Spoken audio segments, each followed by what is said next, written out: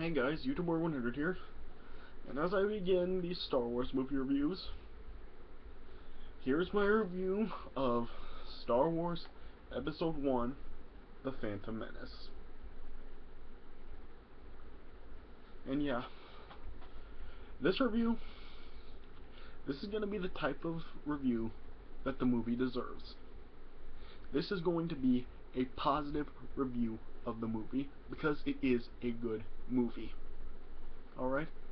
The prequels are good movies. I've said it before, and I'm going to say it again. The prequels are just as great as the originals. This review may get a bunch of dislikes from all the prequel haters out there. I don't care. You guys are just you're haters, alright? Because yeah, the prequels are great movies. Alright. So yeah, I really do like this movie a lot. I mean, I grew up with the movie, yeah, and I was just 5 when this movie was released, and so yeah, I really do like it a lot. I could, yeah, I would say that this one is my favorite from the prequels. Yeah, I mean, a lot of the stuff that people complain about in this movie, I mean, all it is really is just freaking nitpicking. I mean, really, people are always saying that the prequels are messing up things from the original trilogy. No, they're not, okay? People need to understand that the prequels are in a different time from the original, so things were different. Right? I mean, seriously, I mean, people just seem to, like, just nitpick at every single thing that they don't like about the prequels.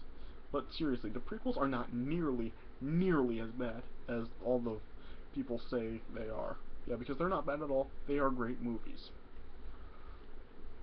Yeah, and I do like this movie. I mean, yeah, it has great scenes in it. It has a lot of memorable things about it. Yeah, I just really do like it. I mean, I like the actors in the movie. I like the action scenes. I like the music in this. I mean, John Williams' music in this movie, it's just great. Yeah.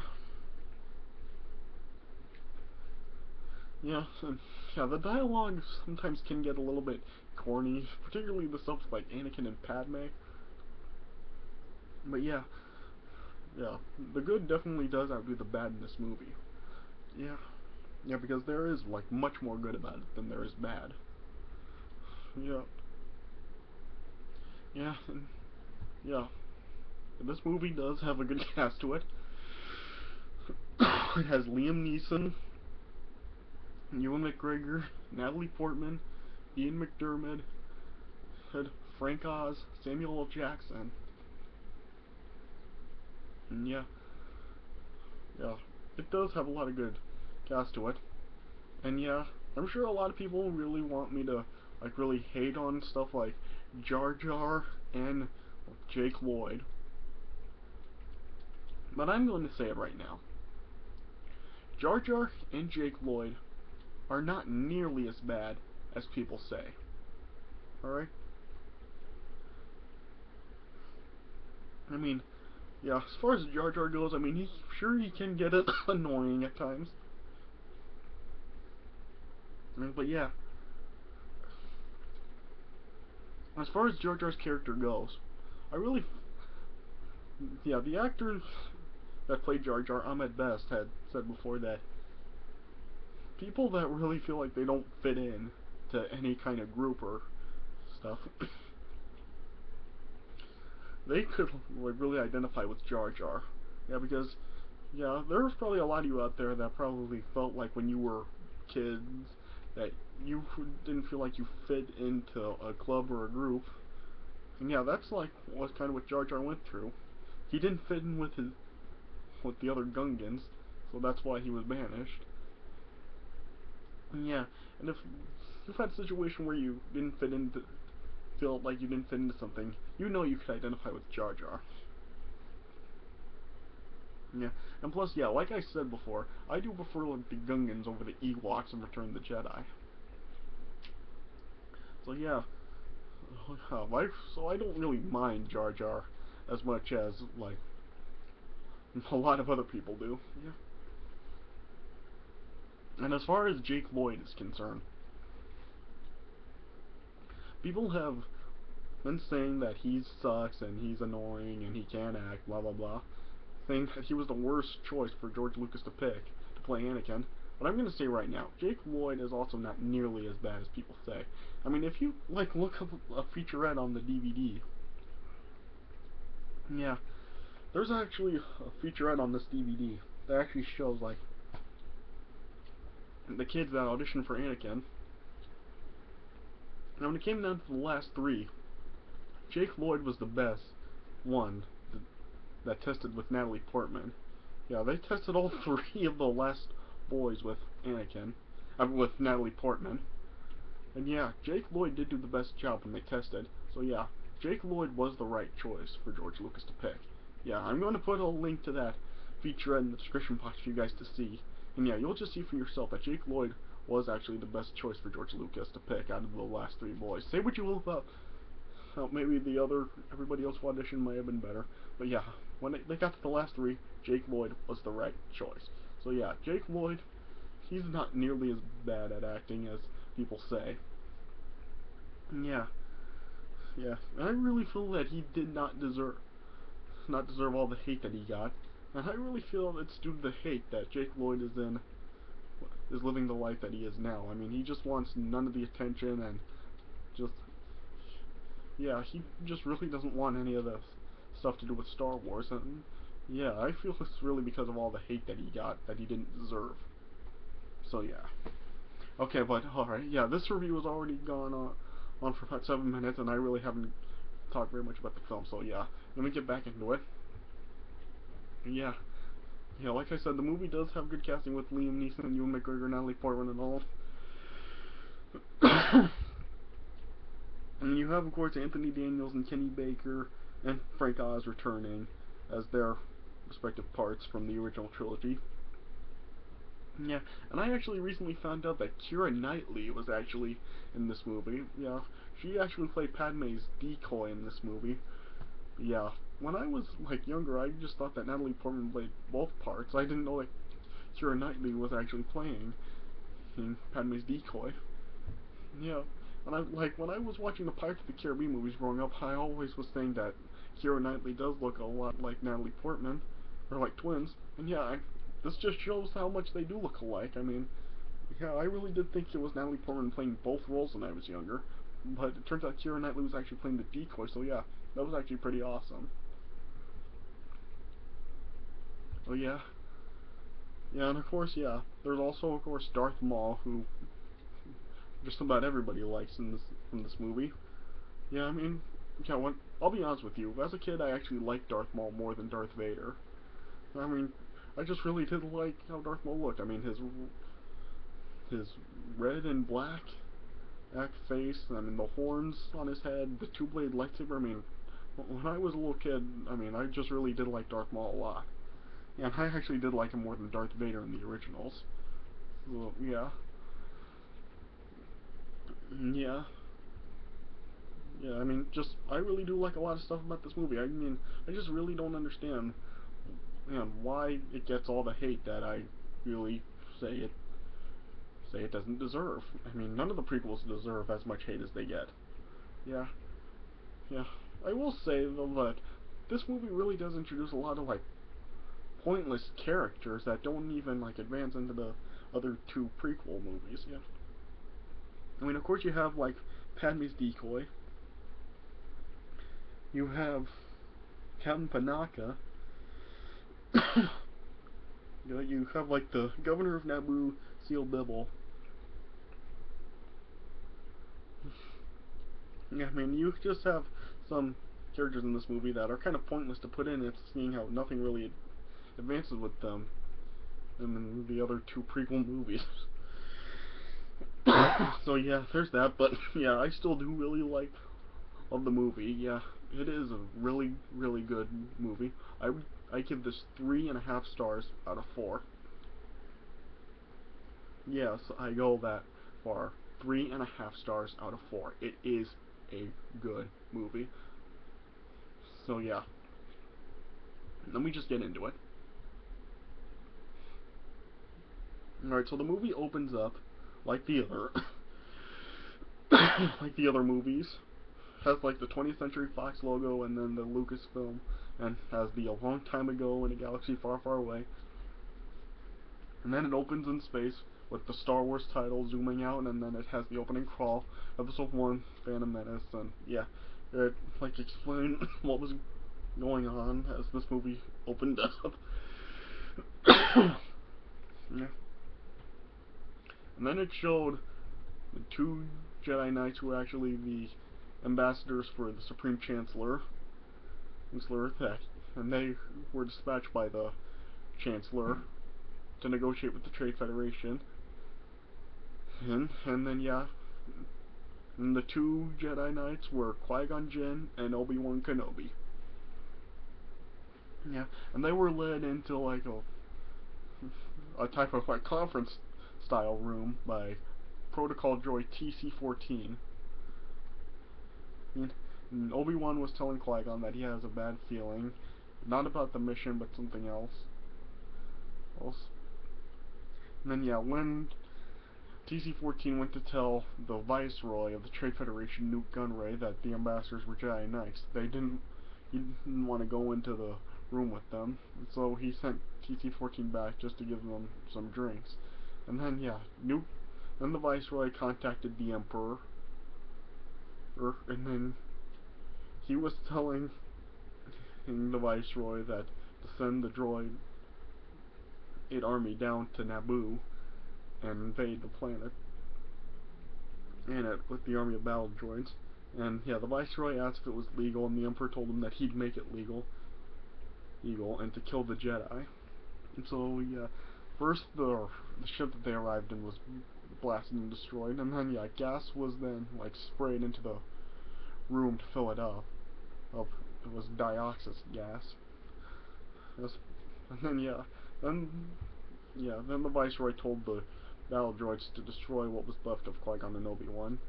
And then yeah, the room then opened, and then Qui-Gon and Obi-Wan emerged, and they took out the droids.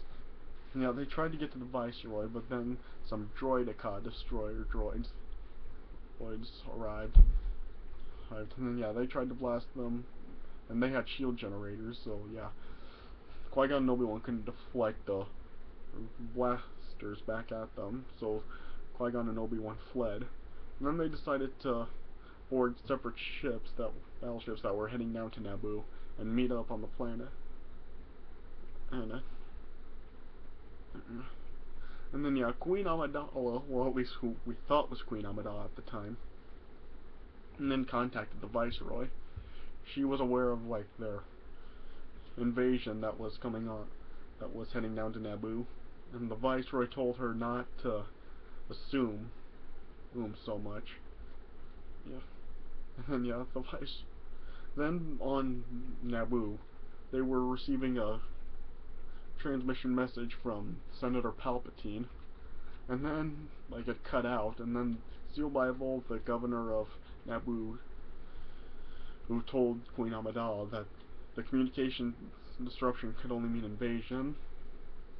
And then yeah, then the battle droid ships arrived on Naboo, and Qui-Gon was like trying to outrun them after arriving.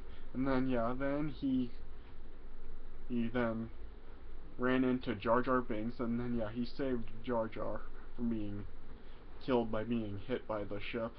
And then yeah, Jar Jar then told Qui-Gon that he's his humble servant due to him saving his life. And then yeah, then Obi-Wan showed up being chased by a couple other battle droids that were on some kind of blaster ship or something. And Qui-Gon took them out. And then Qui-Gon and Obi-Wan tried to find somewhere safe, and then Jar Jar told them that the safest place would be the Gungan city that Jar Jar grew up, that was actually hidden underwater. And then yeah, Jar Jar led Qui-Gon and Obi-Wan to the Gungan city, but then Jar Jar was taken to the ruler Boss Nass as for returning, and he would be in trouble. And yeah, Boss Nass, oh man, Boss Nass is the one that I think deserves the hate that Jar Jar gets. I mean, Boss Nass, oh man, he is horrible. I mean, yeah, Boss Nass, rather than a Gungan, he just looks like a giant ugly frog to me. I mean, Boss Nass is horrible. Yeah, yeah, Qui-Gon and Obi-Wan tried to tell Boss Nass that the invasion, they'd be part of the invasion too, and that once the Trade Federation wipes out the planet Naboo, that they'd come after them too. But Boss Nass didn't believe it, and they don't. He told him that the Gungans don't like Naboo. And yeah, then Boss Nass gave Qui-Gon and Obi-Wan like a type of water speeder that would take them to the capital city of Naboo, which was Theed.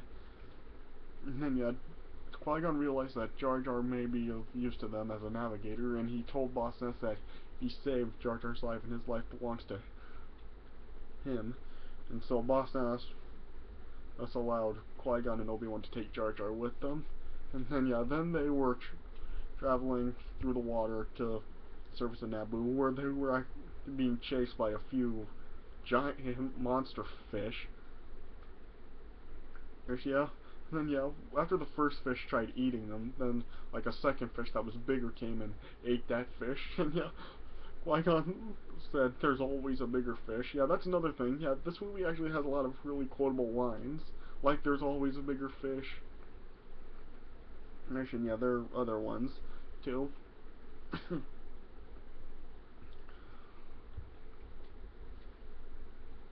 Yeah.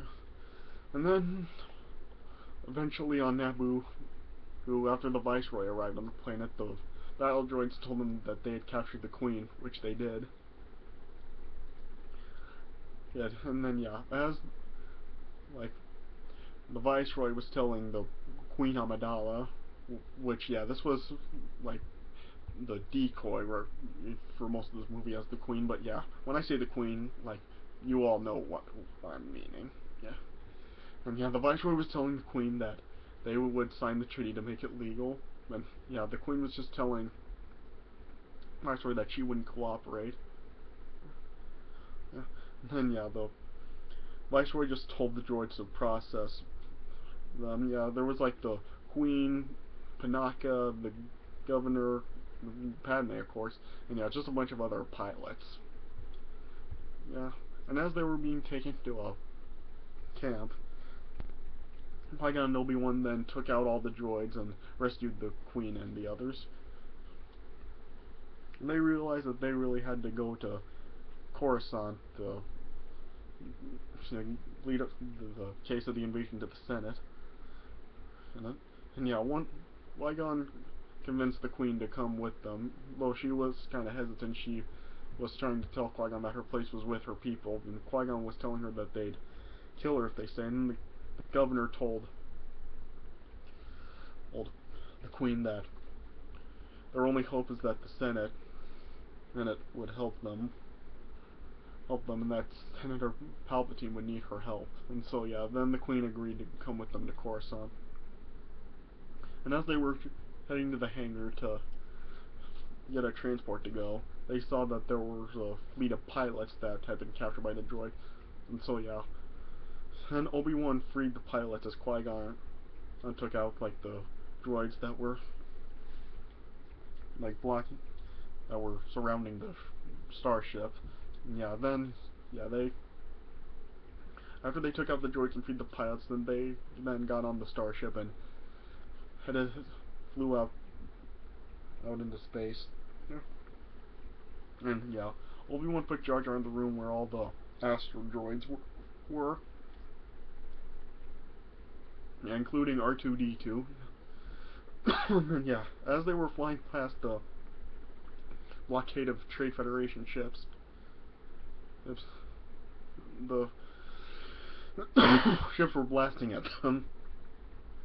And then yeah, their shield generator got hit, and so all the astro droids, including R2, who went up to try to repair it, and yeah, the droids were getting blasted away fast, and then R2 was left on his own to repair the shield, which he did. But yeah, and then yeah, they were able to get past the blockade. And then the pilot told them that they didn't have enough power to get to Coruscant, that the hyperdrive was leaking, so they chose to land on Tatooine to repair the ship, since it was out of the Trade Federation's reach, and yeah, it would be controlled by the Hutts, who weren't looking for the Queen. And then later on, the Viceroy told the Emperor that they had gotten past the blockade, and now they're out of their reach. And then, yeah, then the Emperor introduced the Viceroy to Darth Maul, and he told him that he would find the lost ship. And then, yeah, Panaka then told the Queen that R2 was the one that saved the ship and their lives.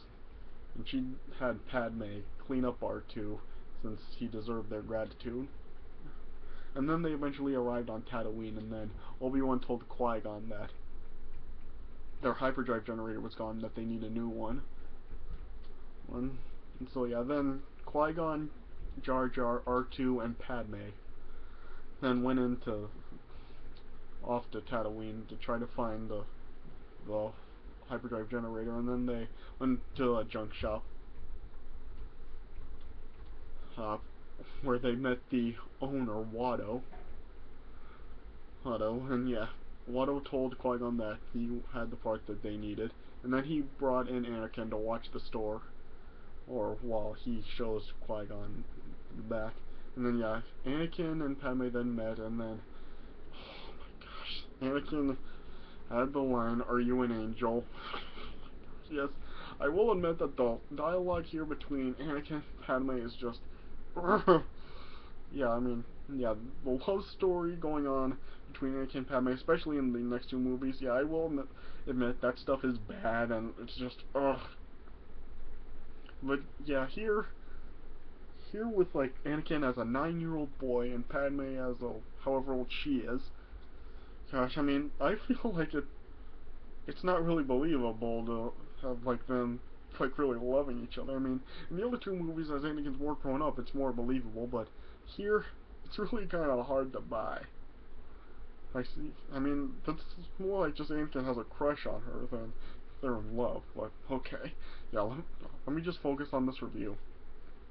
Yeah, Anakin told Padme that he's been a slave since he was 3, and that he's a pilot and someday he would fly away from the place.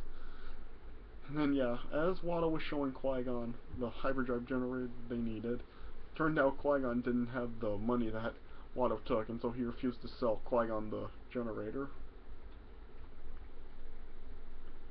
Or yeah, and then later on, as Qui-Gon, Jar Jar, R2, and Padme were heading back to the ship, and then like Jar Jar found like some type of Tatooine food, yeah. And then, a clerk then, like, caught him and told him to pay.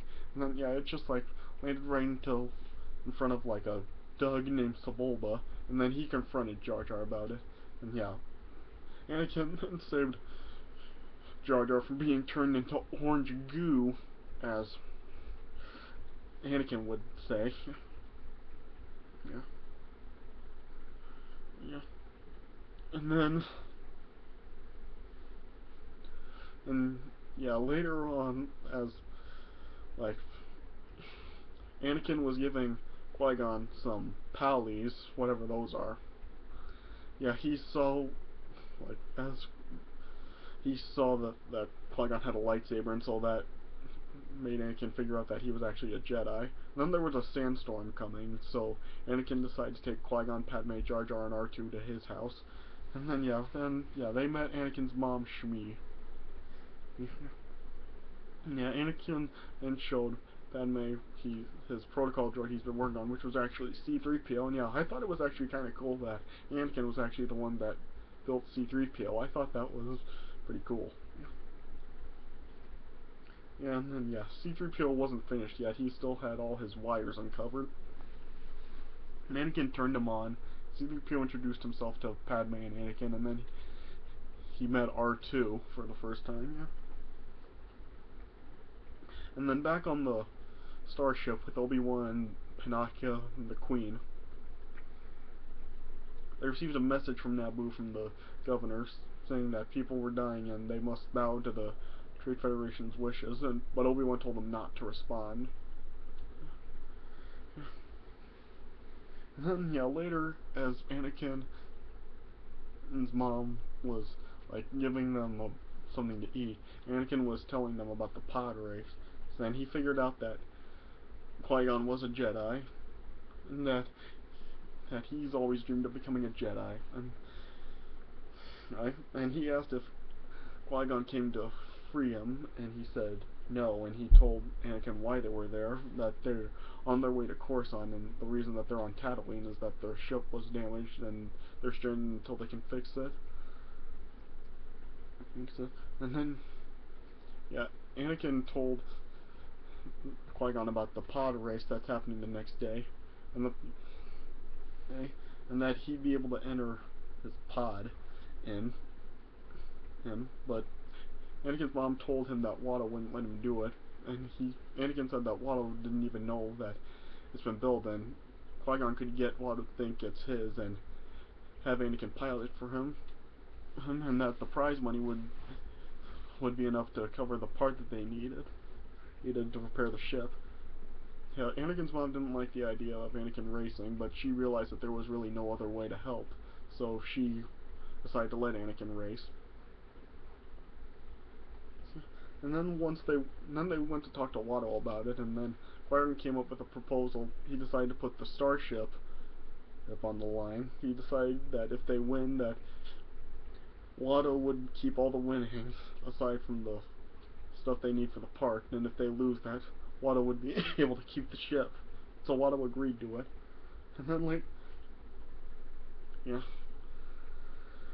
And then Anakin then was starting to work on his pod racer. And then all his then a few of his friends came and they just were laughing at him. Because they thought that it could never run. So yeah, there was only one of Anakin's friends that was actually supporting him, and his name was Kidster. And then Anakin then was able to get his pod racer to run. And then that night, Qui-Gon then was he took a sample of Anakin's blood, then sent it over to Obi-Wan for a midi-chlorian count. And Obi-Wan told Qui-Gon that the readings were off the chart, and Anakin had a midi-chlorian count of 20,000, which was higher than any Jedi. Yeah, and then Darth Maul then eventually arrived on Tatooine. And then he sent out a few probe droids to try to track down the Jedi, so it would be easier for him to capture the Queen, to take her to Naboo to sign the treaty. Then the next morning at the pod racing arena, Qui-Gon decided to take the bet a step further, since Watto put his money on Sebulba to win it. And so Qui-Gon decided to wager the pod against Anakin's freedom. He tried to get it from both Anakin and his mother, but Watto didn't agree to it. He didn't think that a pod jump was worth the freedom of two slaves, so it just convinced Qui-Gon to bargain for Anakin's freedom. So Watto agreed with the roll of a chance cube. So he decided that if it landed on blue, that it would be Anakin who would be free, and red would be his mother, and then it landed on blue. Yeah, but Watto said that it didn't matter since they wouldn't win. Yeah. Then we had the pod race. We had introductions of we had the introduction of the racers. And the race. And then before the race, Sebulba detached a part of Anakin's pod. And then Jabba was actually the official for the race, and then Jabba sounded the gong, and then the pod race went underway. But Anakin at first stalled, and then he was able to get it to run again. And the pod race was actually really awesome. I really liked it. Yeah, yeah. And throughout the race, it seemed like one by one, a racer was getting wiped out, either by Sebulba, or they were just crashing into something, or just one by one, a racer was getting wiped out.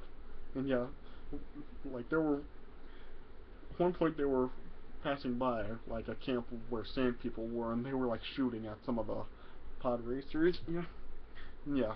Things really got awesome when it got to the final lap, when it was between Sebulba and Anakin. Yeah, it got really awesome.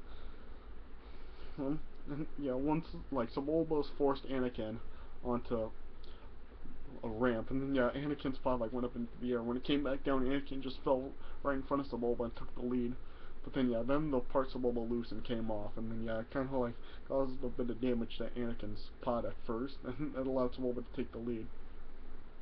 Then Anakin was able to fix the damage, and it gave his pod like turbo speed for him to catch up to Sebulba. And then yeah, then him and Sebulba were side by side, and Sebulba tried bumping Anakin, like his pod got hooked onto Anakin's, and then yeah, they were able to break away, but it turned out that it ended up destroying Sebulba's pod, and Anakin ended up winning the pod race. And then yeah, at first Watto didn't want hold up on his part of the deal. He didn't think it was fair. Then once Qui-Gon threatened to bring the Hutts into it with Watto, Watto then agreed to it. And then yeah, and then Qui-Gon went after he brought the hyperdrive generator parts back. He went to get Anakin. And yeah, they went back to Anakin's house with money that they got from selling the pod. And yeah, Qui-Gon told Anakin that he was free, and now he can come with Qui-Gon to become a Jedi.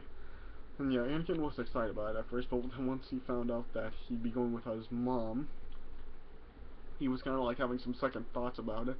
He was then like he didn't want to change, but his mother told him that he couldn't stop the change. And yeah, then Anakin was starting to have some second thoughts about going.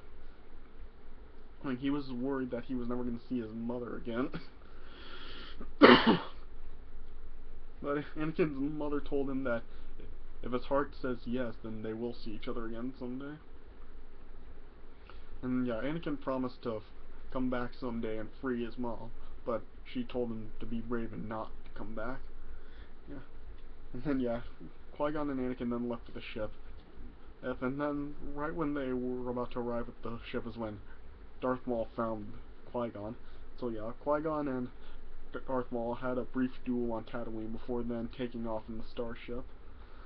And then yeah, Qui-Gon jumped aboard as the ship was flying past him. Yeah. And then yeah.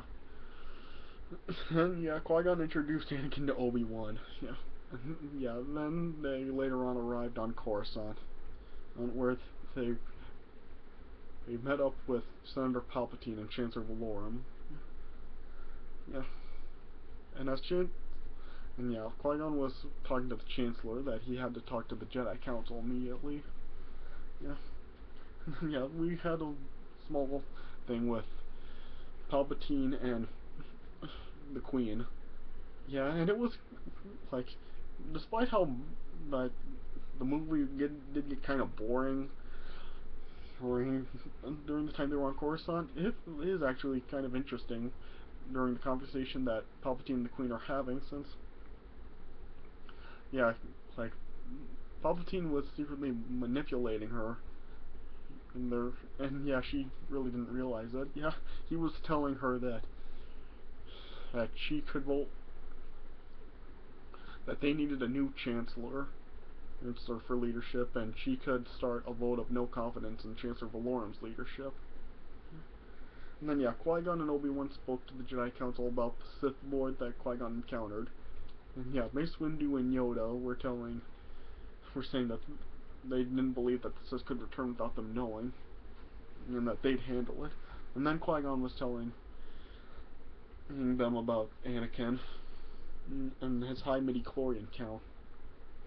And he requested that Anakin be tested, and so Mace Windu asked Qui-Gon to bring Anakin before them. And then yeah, there was the Senate hearing, and yeah, Queen Amidala was telling the Chancellor about the invasion on Naboo, but other senators from other planets wanted proof of the invasion. And yeah, Queen Amidala was telling the Chancellor that she was not elected to watch her people suffer and die while they discussed it in a committee, and she suggested that new leadership was needed if Chancellor Valorum's not capable of action, and she then moved for the vote of no confidence. And then yeah, then all the senators started chanting like vote now, and yeah, Chancellor Valorum just sat in silence. And then yeah, Obi-Wan was trying to tell Qui-Gon that he wouldn't pass the council's test because he's too old. Well, then Qui-Gon seems to be the only one that can't sense it.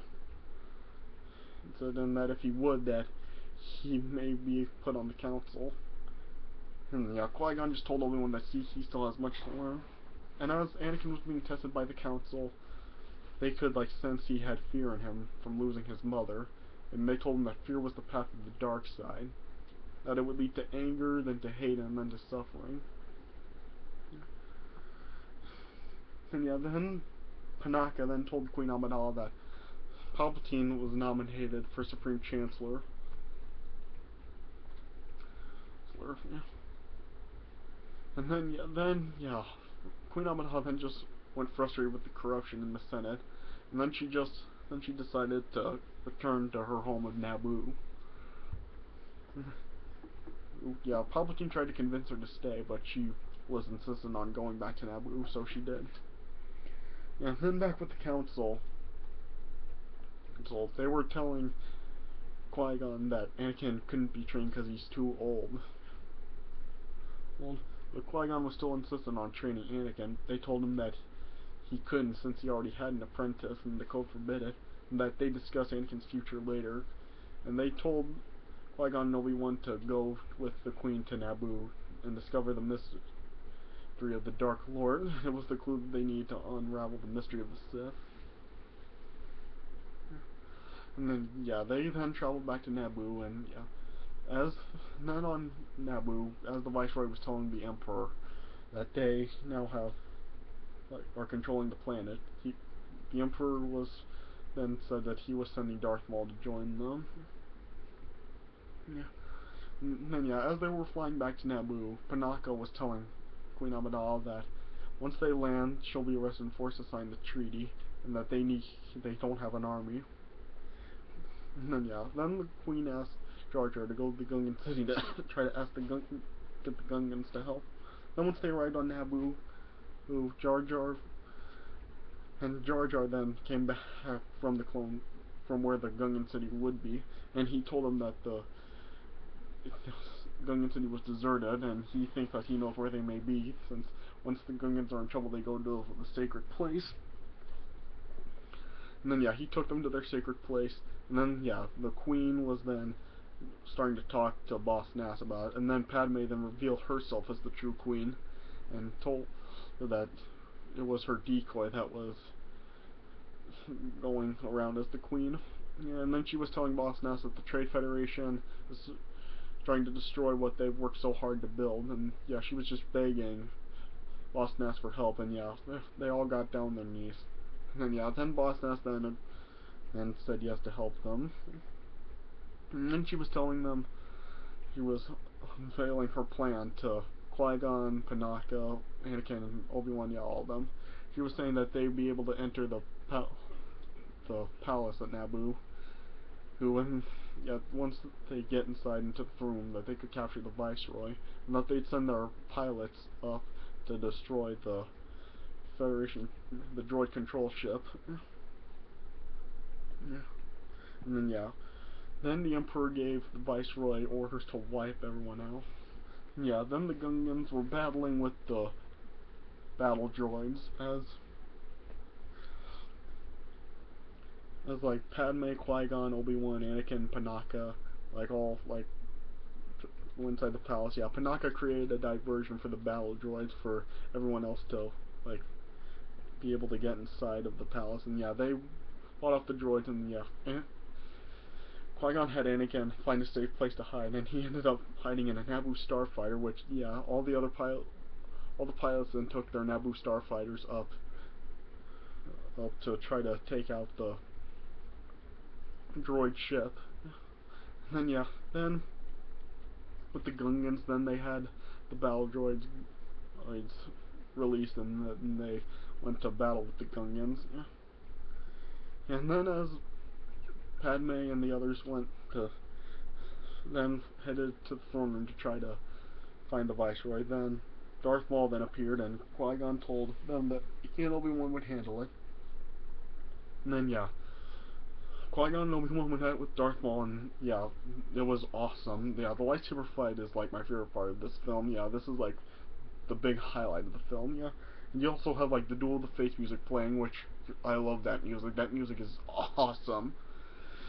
And then yeah, as there were some more droidicas trying to take out Padme and Panaka and everyone, and then Anakin tried to help them, and then yeah, he then started like the Naboo starfighter, and then like shot down the three droidicas, and yeah, then Anakin flew off into space with the other pilots to try to take out the droid ship.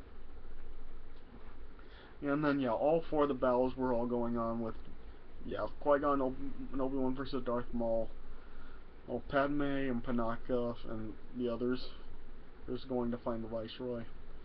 Or the Anakin and the pilots in space, and Jar Jar and the Gungans against the droids. Yeah, all those were going on. And yeah, and then yeah, in the lightsaber battle, then quite yeah, Darth Maul kicked Obi-Wan down, leaving Qui-Gon like on his own, going to battle Darth Maul. And yeah, Obi-Wan tried to run back up to help Qui-Gon, but then like Qui-Gon and Darth Maul were caught in a force field, and then yeah, they were like trapped in there for a while. And yeah, then like the Gungans then, after their shield generator had blown up and their shield, they lost their shield, they tried retreating, and then yeah, and yeah, Jar Jar was like trying to run off, and yeah, he tried to hitch a ride from another Gungan. Then they got blasted, and then Jar Jar landed on a droid ship. Well, not really a ship, but one of their land planet ships. Let's just say that. Yeah,